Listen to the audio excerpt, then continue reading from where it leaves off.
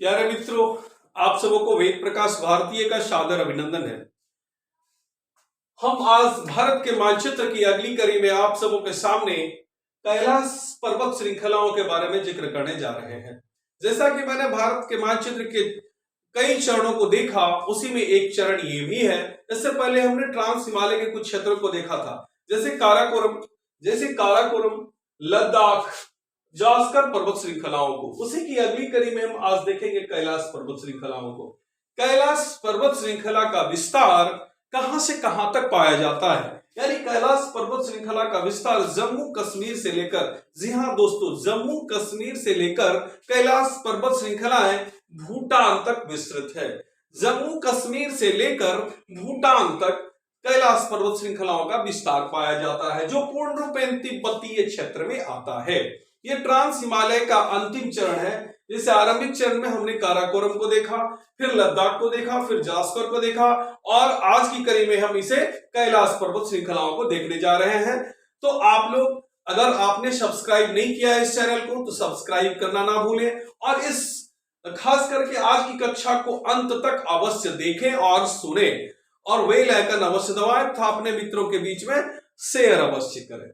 इससे काफी लाभ मिलेगा, चाहे वो सिविल सर्विस के प्रतियोगिता परीक्षार्थी हो, या बीपीएससी प्रतियोगिता परीक्षार्थी हो, या एसएससी के छात्र हो, या रेलवे के हो, या किसी भी अन्य प्रतियोगिता परीक्षाओं के छात्र हो, उन्हें ये कड़ी बहुत ही उनके लिए उपयोगी है, काफी लाभप्रद है। इसे शुरू से लेकर के अंत तक अवश्य सुने।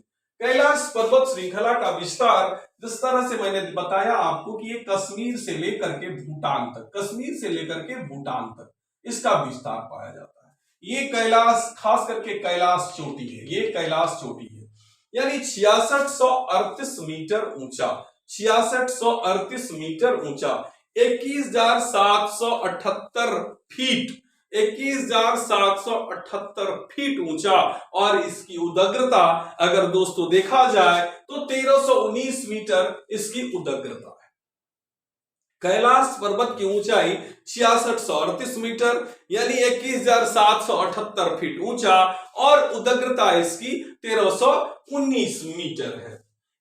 इसका विस्तार जो हम कहते हैं, यानी क्या लहाचू और झांगचू के बीच, लहाचू और झांगचू के बीच कैलाश पर्वत श्रृंखलाओं का विस्तार पाया जाता है।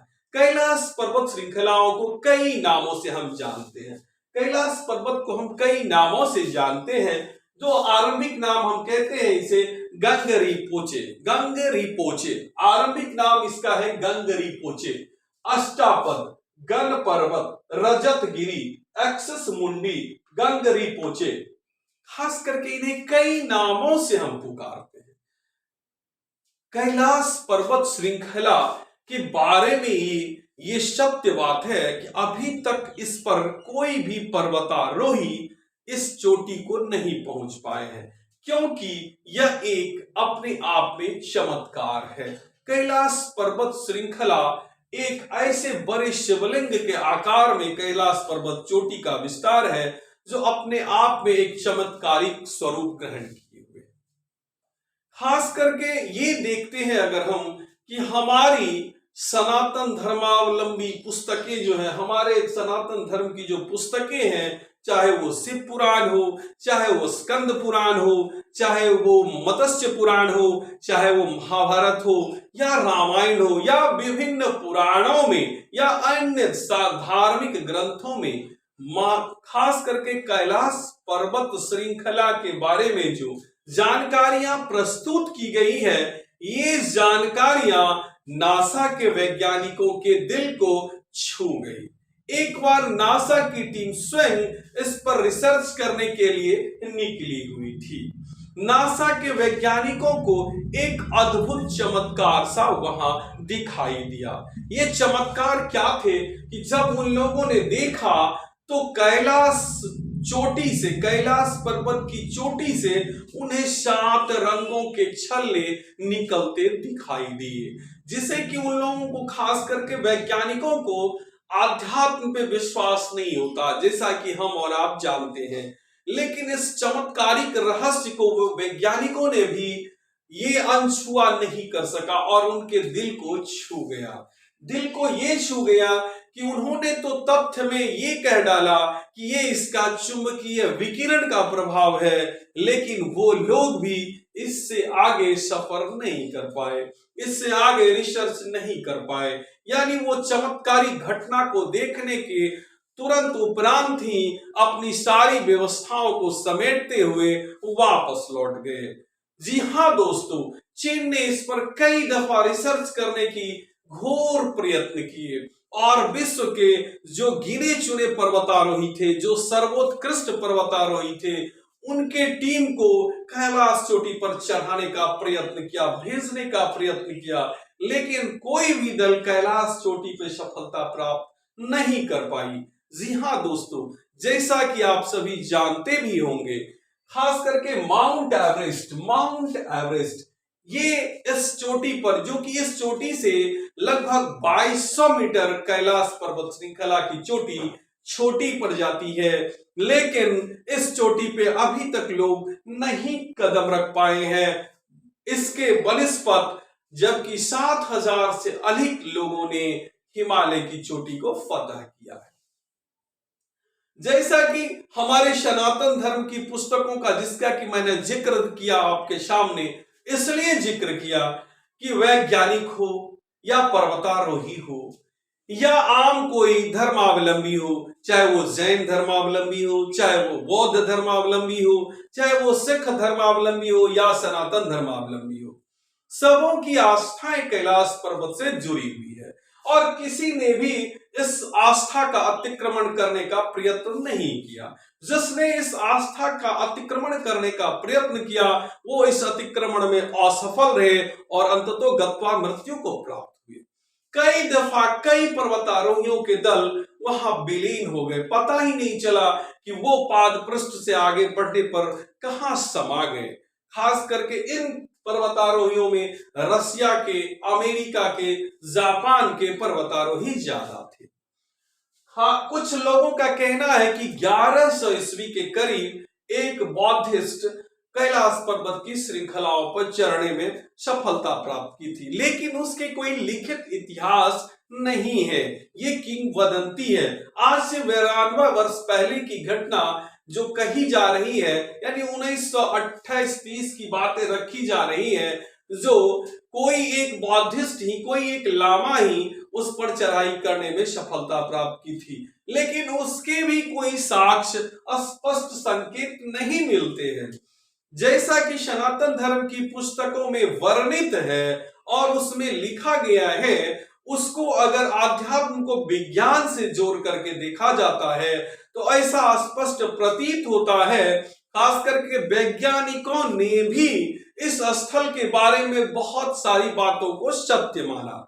जैसे सत्य मानने के ये तारतम्य, ये स्वरूप को उन्होंने सत्य माना कि खास करके ये कैलाश पर्वत श्रृंखला का जो विस्तार है वो 31 डिग्री 40 मिनट उत्तर, यानी 31 डिग्री 40 मिनट नॉर्थ से लेकर के 81 डिग्री 18 मिनट 45 सेकेंड पूरब, यानी क्या इस बीच में 81 डिग्री 18 मिनट 45 सेकेंड पूरब, इस बीच में कैलाश पर्वत श्रृंखलाएं स्थित है।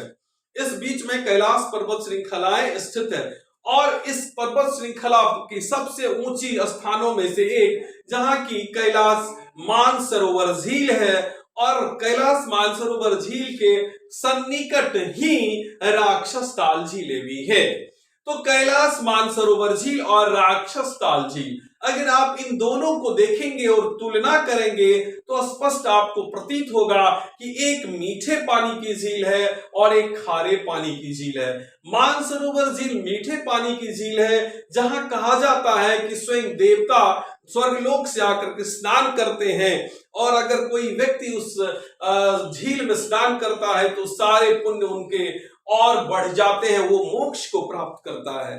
और ठीक उसके बगल में राक्षस ताल झील का जिक्र किया गया है, जहां की रावण ने बैठ करके शिव जी की तपस्याएं की थी। वो नकारात्मकता का प्रतीक है और इतनी ऊंचाई पर खारे जल की झील होने का एकमात्र साक्ष्य वो राक्षस ताल झील ही तो है।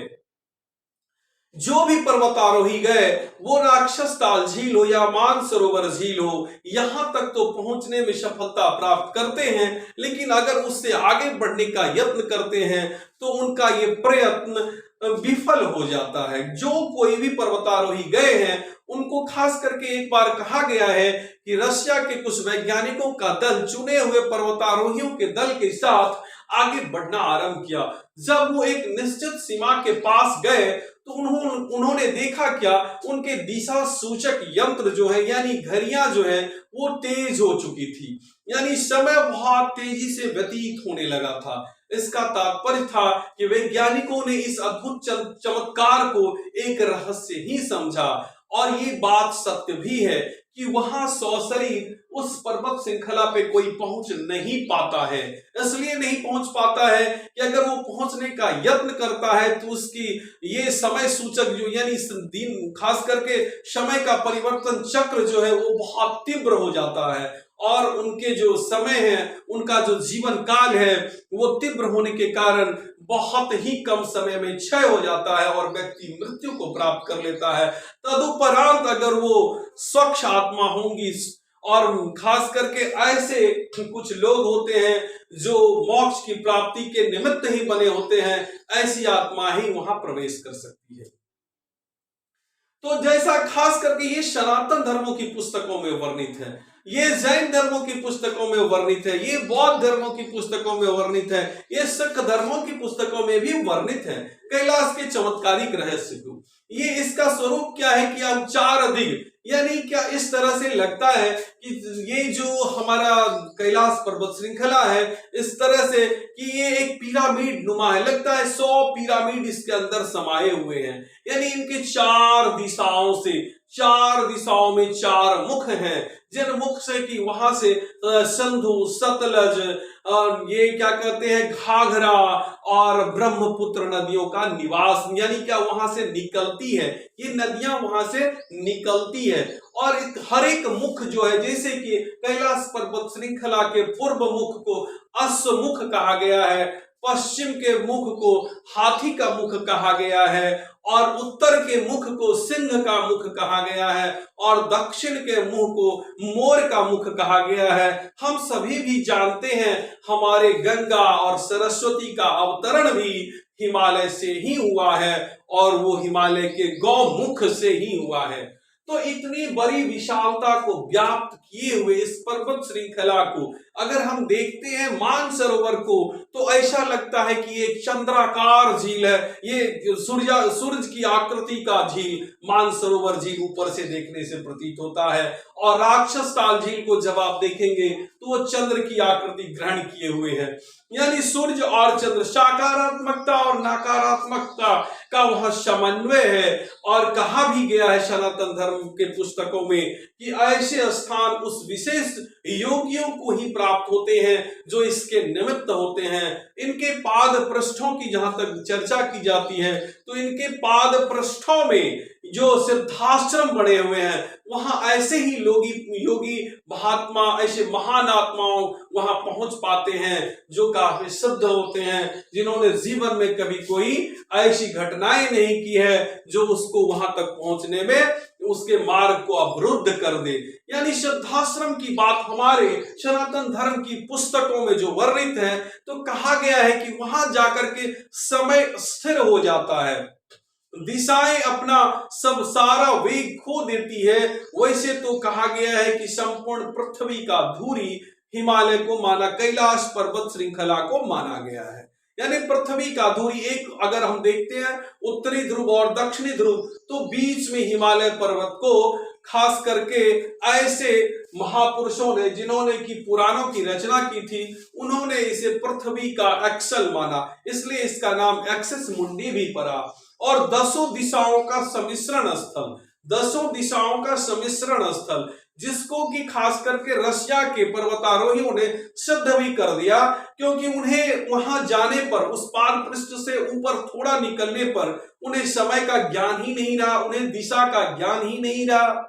उसके शरीर में अचानक ऐसे परिवर्तन होने लगे, उन्होंने देखा क्या घंटे 2 घंटे में उनके सर के बाल काफी बड़े बड़े हो चुके थे, उनके शरीर पर झुर्रियां आ गई थी, उनके नख काफी बढ़ते जा रहे थे। तो निश्चित रूप से वो एक ऐसा क्षेत्र था जो कि समय जहां बहुत तेजी से बदल रहा था। और ठीक इसके विपरीत सिद्धाश्रम में जो यहां से मृत्यु लोक को प्राप्त करते हुए व्यक्ति हैं, जो मोक्ष के लिए निकलते हैं, जो आध्यात्म से जुड़े रहते हैं, जो तपस्वी तप करते हैं। कहा भी गया है, तपस्वी तप से नूतन सृष्टि गढ़ सकता है चुटकी में, सितारे गाड़ सकता है गगन से लाके धरती में।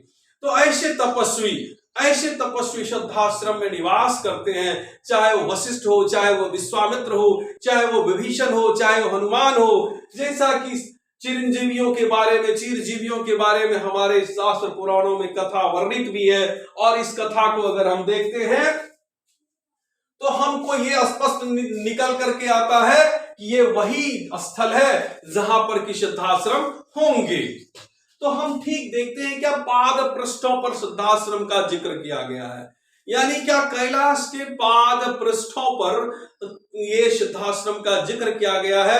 और सिद्धाश्रम की चर्चा तो इससे पहले भी, चाहे जो ये राम लक्ष्मण हो, विश्वामित्र मुनि उसको सशरीर सिद्धाश्रम ले गए थे और वहीं पर वशिष्ठ मुनि का आश्रम हुआ करता था, जहां की उन्होंने उन्हें शिक्षाएं भी प्रदान की थी। महाभारत में वर्णित है कि युधिष्ठिर ने अपने भाइयों के साथ सशरीर स्वर्ग जाने का जो निर्णय लिया, तो उनका ये निर्णय सफल साबित नहीं हुआ, क्योंकि सिर्फ वो, जिसे कि हम कहते हैं कि स्वर्ग का द्वार, वहां पहुंचते ही पहुंचते उनके शेष भाई मूर्छित हो गए और सिर्फ युधिष्ठिर ही सशरीर स्वर्ग को प्रस्थान कर पाए। तो वो एक ऐसा स्थान है जहां पर कि समय अपनी गति को रोक देता है, इसलिए उसे स्वर्ग का द्वार और मृत्यु का द्वार भी कहा जाता है। हमारे सनातन धर्म की पुस्तकों में ऐसी कथाएं वर्णित है। और अगर हम देखें, वास्तविकता में देखें, तो कैलाश पर्वत श्रृंखला की उदग्रता जो है 1319 मीटर है। कैलाश पर्वत श्रृंखला की उदग्रता जो है 1319 मीटर है। चीन के अभियान दल ने एक बार बहुत प्रयत्न किया कि हेलीकॉप्टर से इस दूरी को तय किया जाए, लेकिन एक खास ऊंचाई पर जाने के बाद उस हेलीकॉप्टर के सारे यंत्र काम करना लगभग ऐसा लग रहा था कि बंद कर देंगे। और बाद में पायलट ने वापस उसे प्लेन को कर लिया, हेलीकॉप्टर को वापस नीचे उतार लिया। तो कोई भी 2001 के बाद, जैसा कि खास करके कुछ मैगजीन में भी ऐसे आलेख आए थे कि 2001 के बाद चीन सरकार ने यानी कैलाश पर्वत श्रृंखला के लिए पर्वतारोहियों को मना कर दिया है। लेकिन फिर भी अभी भी वैज्ञानिकों का यत्न वहां किया ही जा रहा है, वैज्ञानिकों की वहां पे जांच प्रक्रिया चल ही रही है। आखिर ये कैसा स्थल है, आखिर ये कैसी चोटी है कि यहाँ पर सफलता वहां पहुंचने में नहीं मिल पा रही है, जबकि अन्य चोटियों पर पहुंचने में बार बार लोगों को सफलता प्राप्त हुई है। तो मूल रूप से दोस्तों हम क्या देखते हैं कि ट्रांस हिमालय में आरंभिक चरण में काराकोरम, लद्दाख, जास्कर और कैलाश पर्वत श्रृंखलाओं को हमने देखा। हमारी अगली कड़ी क्या होगी? महान या बृहद हिमालय। महान या बृहद हिमालय। तो हम लोग क्या देखते हैं, सबसे बड़ी बात निकल करके जो आती है कैलाश पर्वत श्रृंखलाओं के बारे में, तो बहुत सारी कथाएं पुराणों में वर्णित है।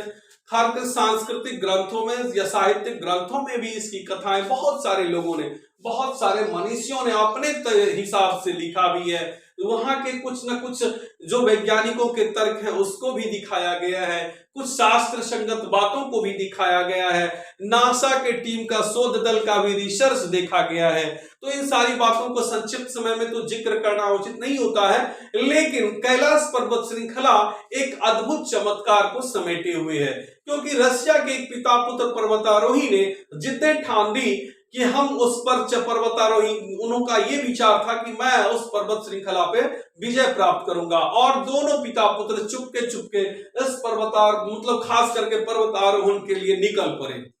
लेकिन एक रात की बात है कि जब वो पिता पुत्र दोनों सोए हुए थे, रात के 3 बजे पुत्र ने उठ करके पिता को जगाया और उन्हें इस चमत्कार के बारे में दिखाया। जब उसने देखा कि कैलाश पर्वत चोटी पर से कुछ इस तरह से प्रस्फुटित, यानी क्या ऐसे बुलबुले जैसे यानी प्रकाशें निकल रही है, लगता मानो कि दिवाली जैसी वहां पे दिखाई दे रही है, यानी कई रंगों के प्रकाश, यानी पूरा ज्वलित हो रहा है, प्रज्वलित हो रहा है, अचानक निकल रहा है। और रात में ये दोनों पिता पुत्र अपने आप को धैर्य नहीं रख पाए। उन दोनों पिता पुत्रों के आंखों से आंसू टपक रहे थे और सुबह होते ही उन्होंने अपना सारा बोरिया बिस्तर बांध करके और अपने बेस कैंप पे लौटना ही पसंद किया। तो बहुत सारे तथ्यों को अगर हम देखते हैं तो कैलाश पर्वत श्रृंखला, जिसे कि पृथ्वी की धुरी कहा जाता है, जिसे 10 दिशाओं का एक समन्वय कहा जाता है, ये अपने आप में बहुत चमत्कार को समेटे हुए है। जी हाँ दोस्तों, हमारी अगली कड़ी होगी महान और बृहद हिमालय। इसी के साथ आप सबों से विदा लेते हैं। धन्यवाद।